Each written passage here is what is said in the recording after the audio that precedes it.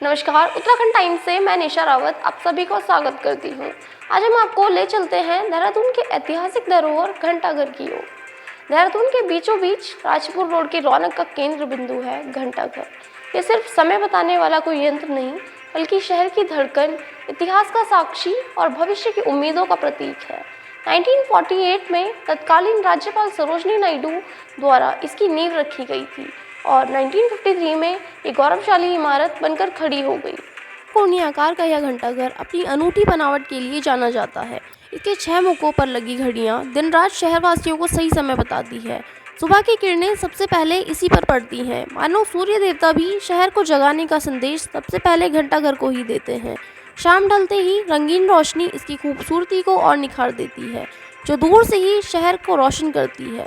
अब घंटी की आवाज़ सुनाई नहीं देती, जो कभी शहर के समय की कहानियाँ बताकर जगाया व सुनाया करती थी।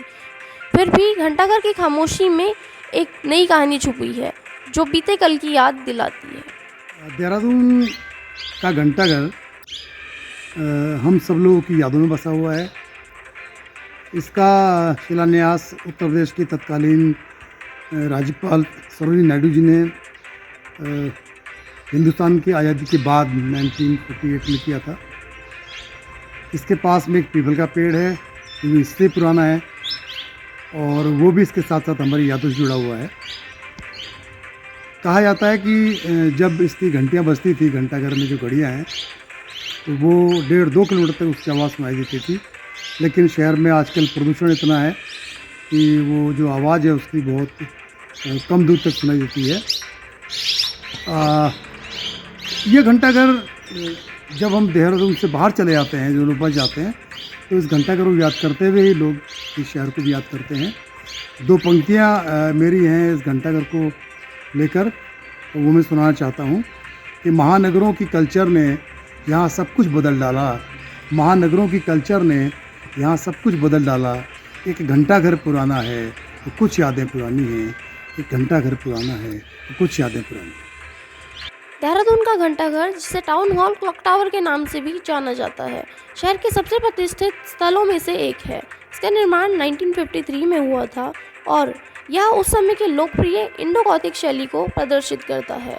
घंटाघर का निर्माण तत्कालीन जिलाधिकारी CS मल्होत्रा द्वारा करवाया गया था। इसका उद्देश्य न केवल शहर को एक प्रमुख स्थल प्रदान करना था, बल्कि समय की सटीकता बनाए रखने में भी सहायता करना था। घंटाघर की घड़ी को लंदन से लाया गया था और यह आज भी चालू है। यह हर घंटे बजती है और इसकी विशिष्ट ध्वनि शहर की पहचान बन गई है। आज देहरादून का घंटाघर शहर केंद्र के एक प्रमुख चौराहे पर स्थित है और यह शहर के परिभाषित स्थलों में से एक बना हुआ है।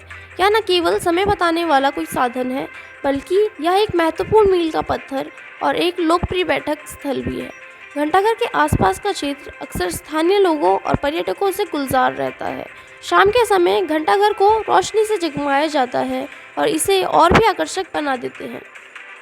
हाल ही के वर्षों में घंटाघर के आसपास के क्षेत्र का रेनोवेशन किया गया है, जिससे इसे पैदल चलने वालों के लिए अधिक अनुकूल बना दिया गया है।